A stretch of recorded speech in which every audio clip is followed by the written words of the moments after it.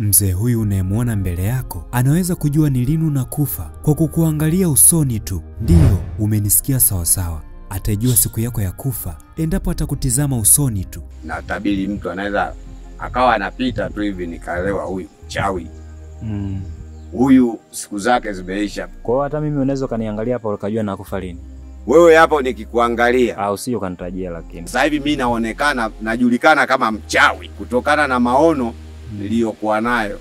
Nilizaliwa nikiwa na meno. Na sio hivyo tu, bali anaweza kutabiri vita, ukame, njaa, mvua na majanga mbalimbali. Sasa je, mtu huyu ni nani? Kaupata wapi uwezo huo? Je, anatumia ushirikina?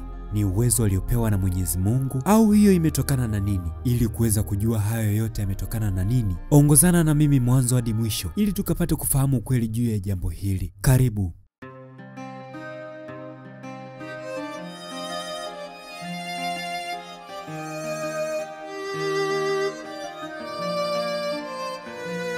Na watu ambao wanakutazama sasa hivi wanatamani kujua majina yako au mnakupendeza pia unaweza kutuambia na umri wako pia. Mimi naitwa Rashidi Abdalla Asmani. Mkazi wa Itiso. Nimezaliwa miaka ya 1961. Wakati huo nchi ndio inapata uhuru.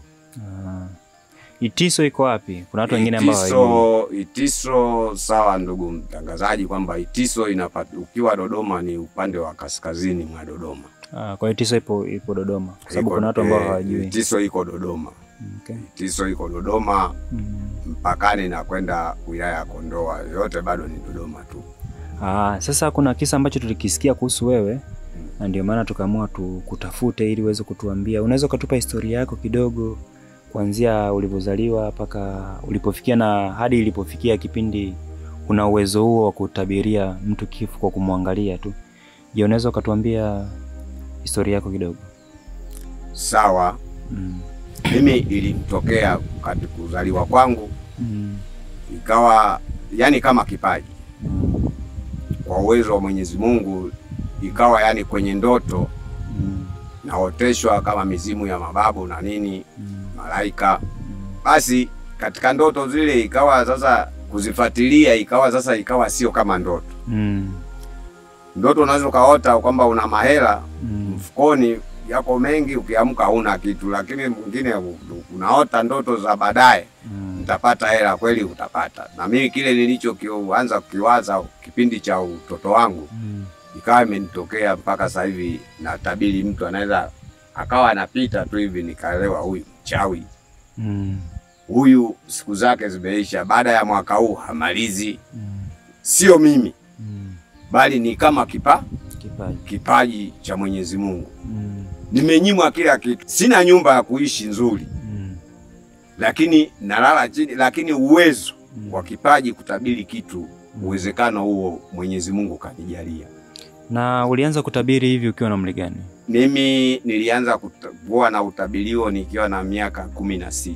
Kwa na miaka 16. 16, hata 18 ilikuwa bado sijafikia kwenye utu. Baada ya hapo wazee wakakusanyika wa eneo husika. Waitiswa wakasema huyu mtu ni mtu wa aina gani? Mbona anakuwa mtu wa ajabu?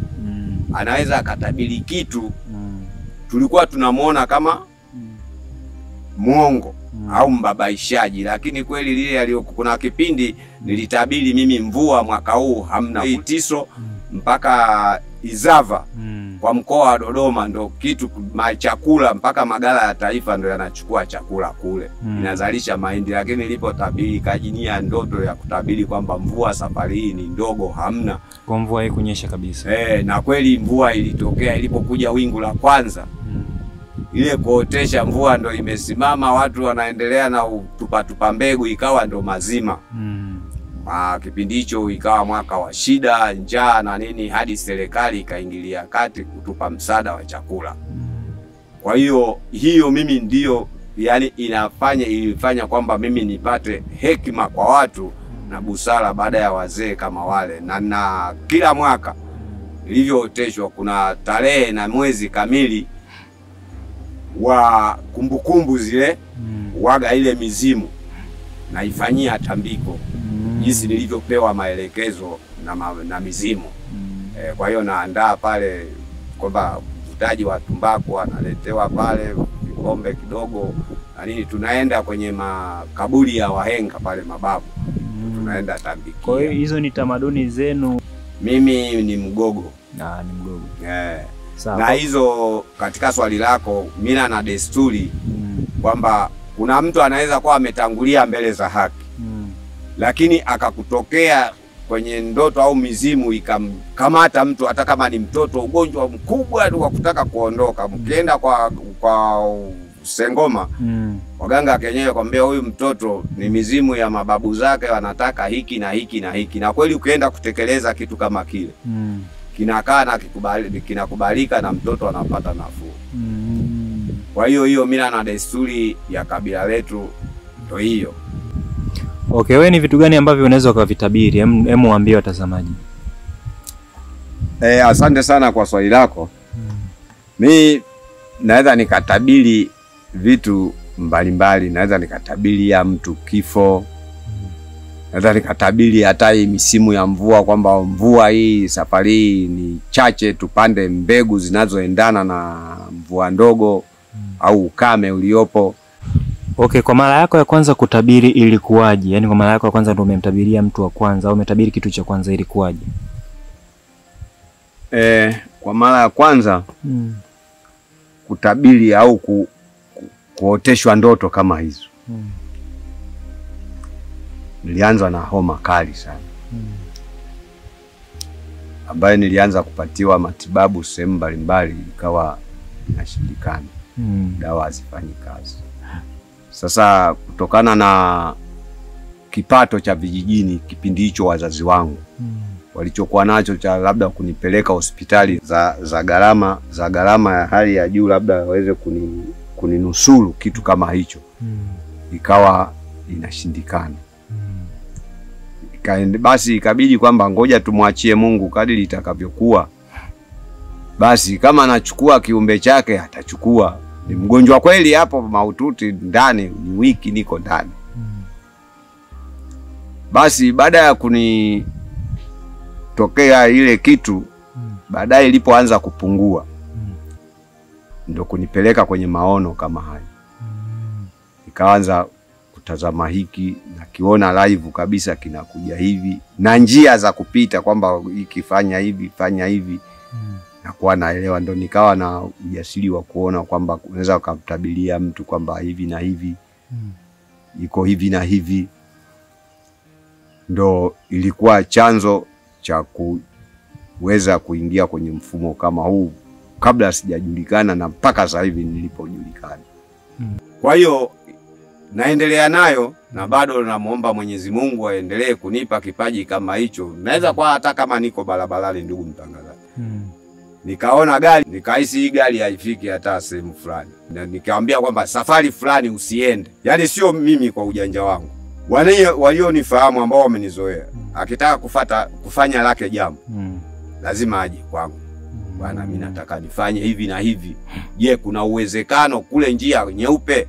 Naambia sasa mimi kutokana na utaalamu niliokuwa nao, niliojaliwa na Mwenyezi Mungu, basi kama inaruhusu aende, nawaambia bwana usijali, nenda. Na wewe unahisi hichi kitu kilitokana na nini? Au pengine kwenye ukoo wenu kuna mtu ambaye alishaikuaga hivi, labda uko nyuma, labda kwenye historia ya familia yenu ulishaikusikia labda mtu alikuaga hivi, pengine wewe umerithi? Au ilianzaje hichi kitu? Kilianzia wapi? Sawa kabisa ndugu mtangazaji. Hii haijaanguka tu kama embe dodo mashambani. Hii ilikuwa kihistoria ilivyofahamishwa na wazazi. Babu yangu, bibi yetu ambia babu sasa na yeye baba yake.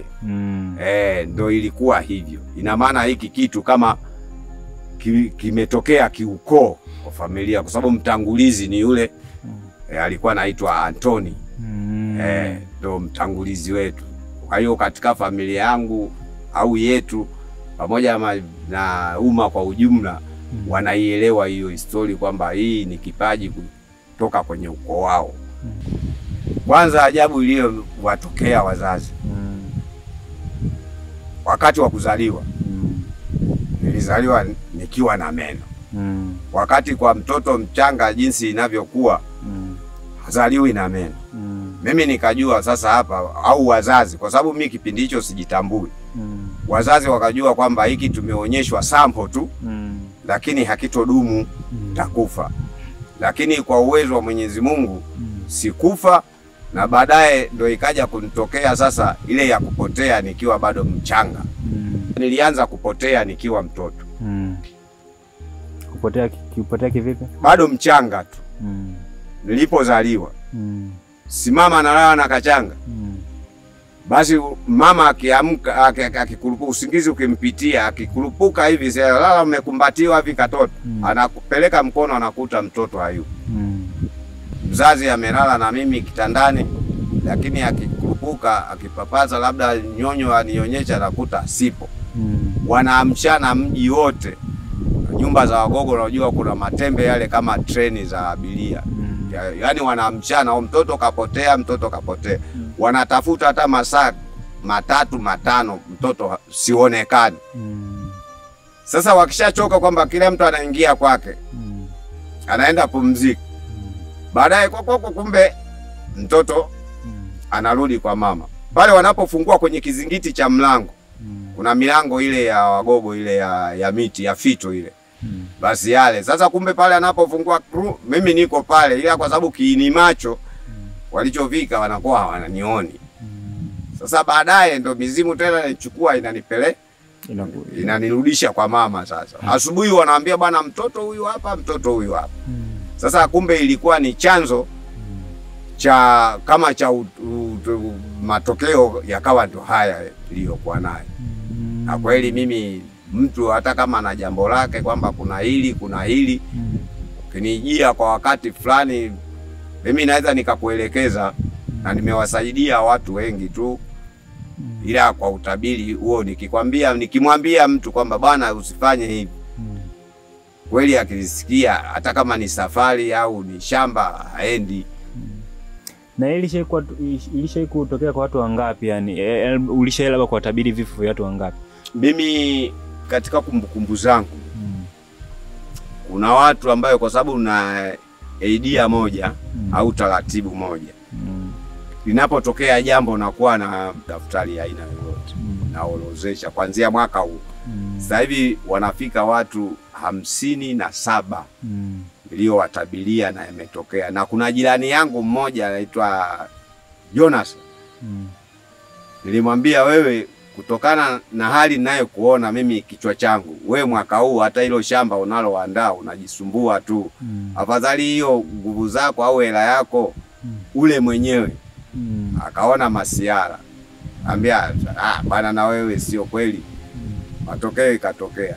Na mpaka hivi sasa hivi ndugu, nikikwambia sasa hivi mimi naonekana najulikana kama mchawi kwa hapa kijijini, kutokana na maono niliyokuwa nayo. Ikawa yani mimi nilionekana kama adui. Hata hii kwenye mechi ya Dodoma Jiji, kutoka Dodoma ilikuwa kwenda kwenye mechi yao kwa ugenini, mimi niliiona katika njozi zangu.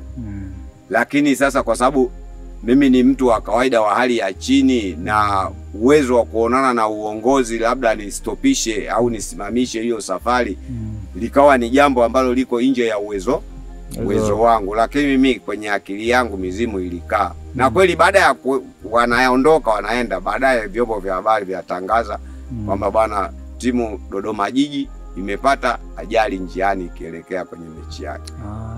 Kwa hiyo kumbe juzi tu hapa ndio maana kwamba bado kile vitu vinafanya kazi. Unaweza kutusimulia matukio hata 10 au 5 ambayo alisha kutokea hapa siku za nyuma kidogo? Ya mwishoni yani. Ya mwishoni nakumbuka kwamba kuna kipindi ilitokea huku kwetu. Ikatokea watoto kipindi mvua ilipokuwa imenyesha. Watoto kwenye kucheza kwenye madini. Kuna mabwawa mengine marefu.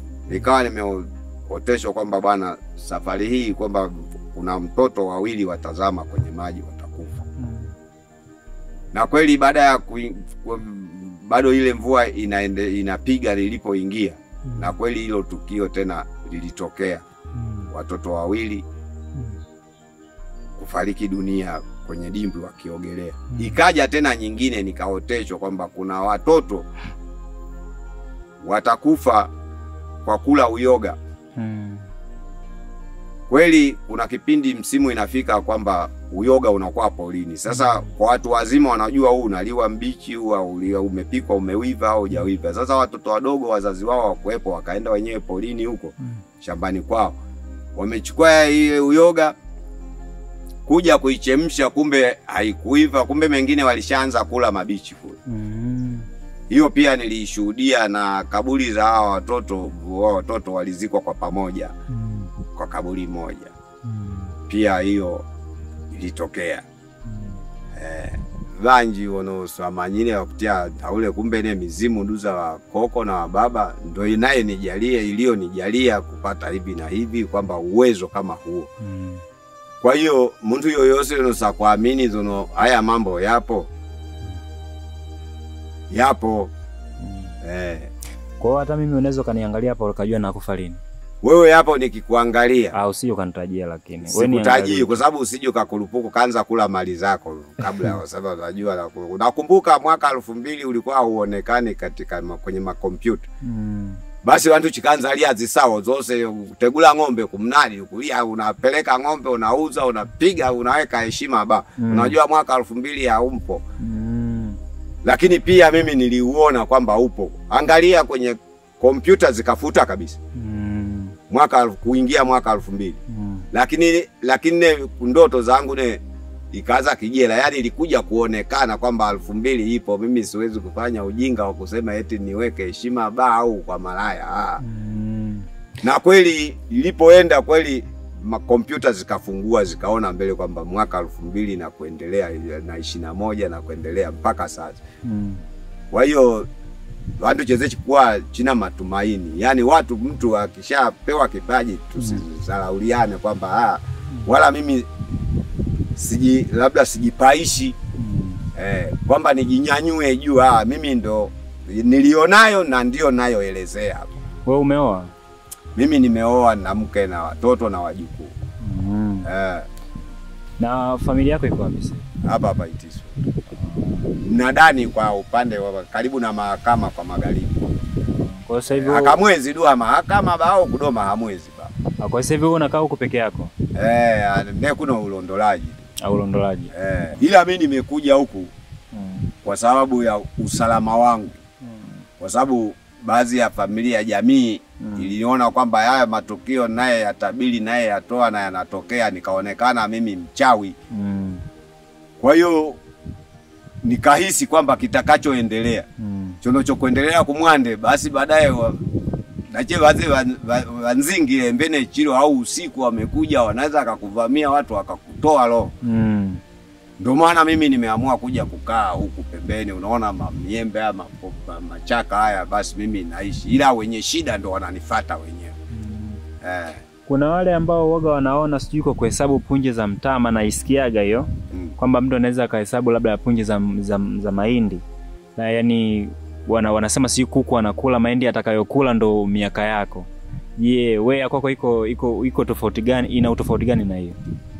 Hiyo ndugu mtangazaji, na hata mimi naisikiaga. Ila kwa wewe una uwezo wa kuona tu mimi naweza kuona, lakini kumuongezea mtu siku au kumpunguzia sina uwezo huo.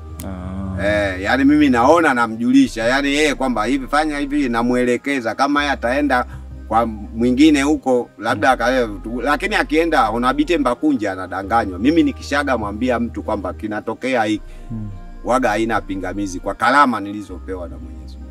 Mama mmoja mzee mmoja pale kwetu anaitwa Mazengo. Mazengo. Akasema bwana, na mimi najisikia hivi, basi akawa na matatizo yake, lakini mimi nikapia kuja. Sasa watu someelewa. wakuza sola ushauri zono ayu mundu chitaka luba natamwa muda mrefu, yani kaugua muda mrefu. Sasa nataka labda tumejaribu tiba za kienyeji haiwezekani, labda sasa tuende za kizungu. Sasa je, wewe katika maono yako jaye, hebu tunaomba tuangazie huko njia kwamba yani kama mtu mpiga ramli kama mizimu inapokuja, mimi nikamwambia sasa kawaida yangu nipeni muda, kama ipo vizuri iko vibaya mimi nitaiona kwa usiku wa leo, jibu mje mchukue kesho. Kweli kuja kesho yake bali kuuza naye akatanga kati bwana mlechanga bita mwaga pesa siji kuuza mifugo hapa kwa huyu mtu si mwenzetu tena. Tumekaa likatokea lingine la katoto kamezaliwa. Mtoto yule amezaliwa akawa na ubovu fulani. Kwanza walizaliwa kwa njia ya operation. Au sio bana?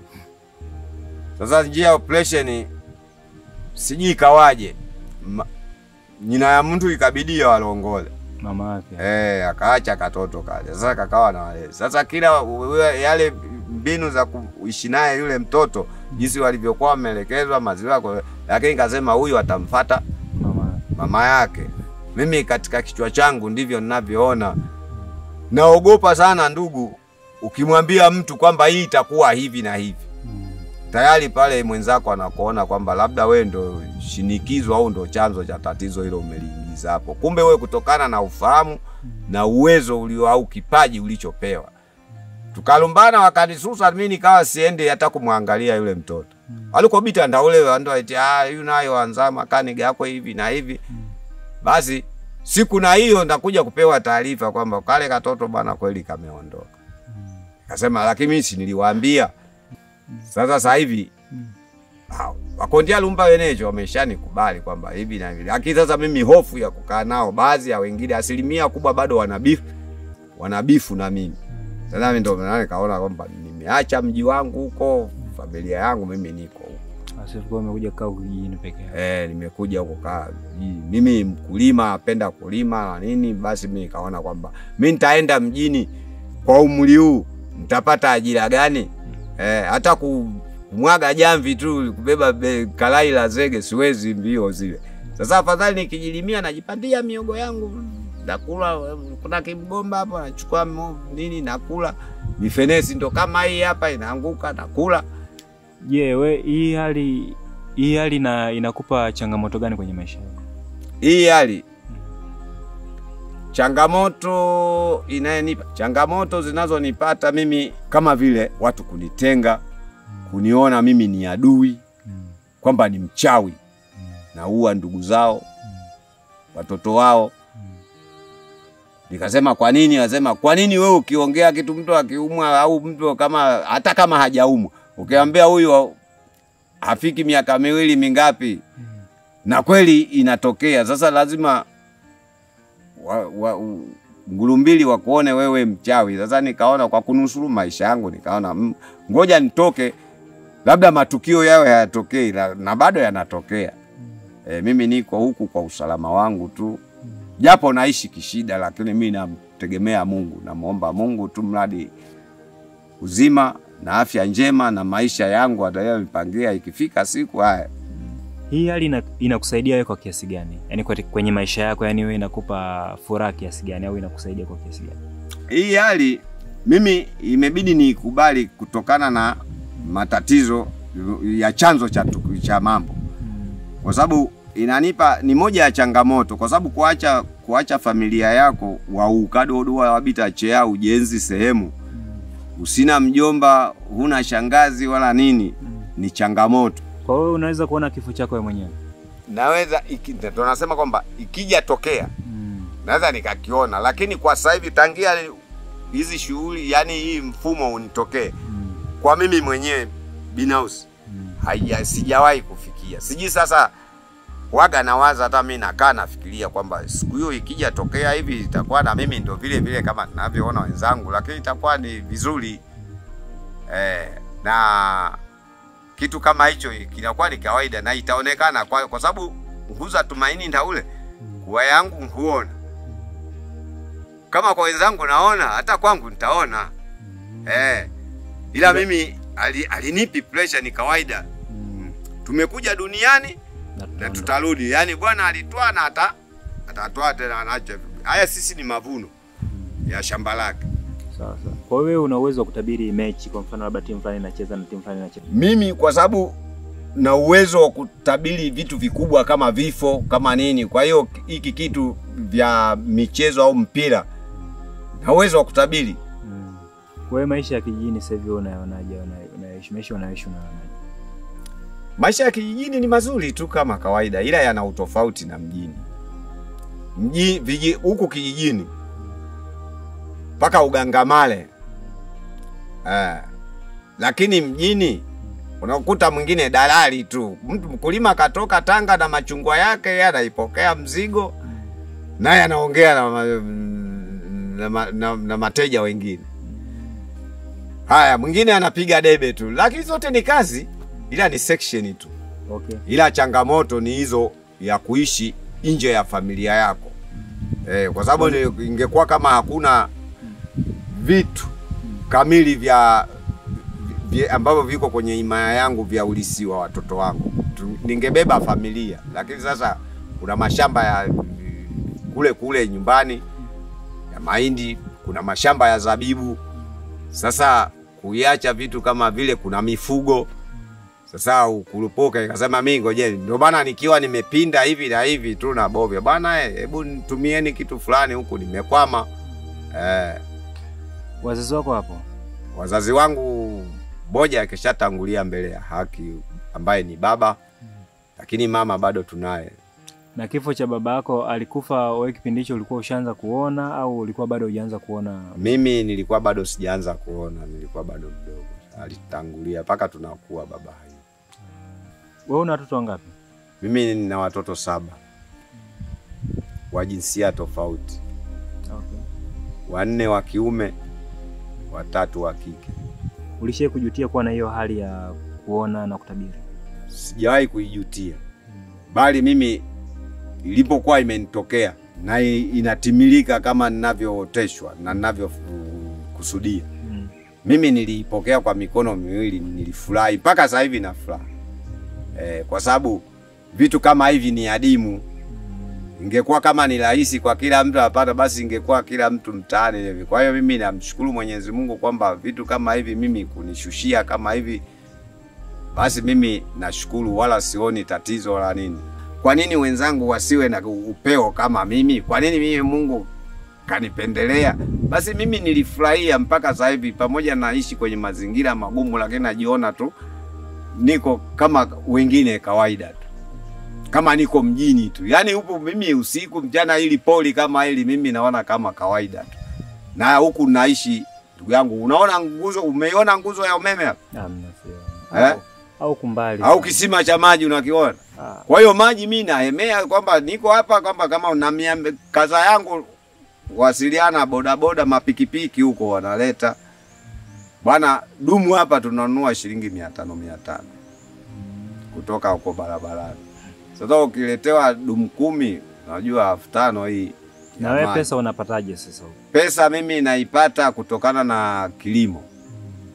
Nalima miogo, nalima viazi, kunde, maharagwe. Nitamani kujua wewe unawashauri nini watu, au unashauri nini jamii, au unawashauri nini watu ambao wanakutazama sasa hivi? Mimi ninachoshauri watu wananiona nikiongea hivi na wataka nisikiliza, kwamba kabla hujafa hujaumbika. Lolote linaweza likakutokea, changamoto za aina mbalimbali. Kuna watu wanapigwa mapanga kwamba mwizi, kwa kumwangalia tu mtazamo ile, kwamba kumbe mwizi mwingine anayeachwa yuko pale pale tu, ambaye hayupo hata kwenye yani na kuuhizi asihali, anaona jende, yani akuonekana mtu wa kwa jina la baba au shehe mkuu, lakini ndo wazima waliopo. Kwa hiyo na hizi ni kama changamoto lolote kwa yoyote, pindi linapokutokea jambo, wewe mshukuru Mungu. Kwa sababu kila chintu wakutia bwana, wewe mshukuru Mungu kwa kila jambo. Ni mzima, shukuru Mungu. Unaumwa, shukuru. Hata kukaa kwangu huku polini, mimi namshukuru Mungu kwa sababu mimi naendesha maisha yangu, napumua kama walioko vijijini au barabarani au mijini. Kwa hiyo mimi mwisho tunawaasa ndugu zangu, anapopata mtu yoyote tatizo au changamoto kama hizo, Jaribu kuwa na subira tu na kumwomba Mungu. Kikubwa zaidi, fanya maamuzi.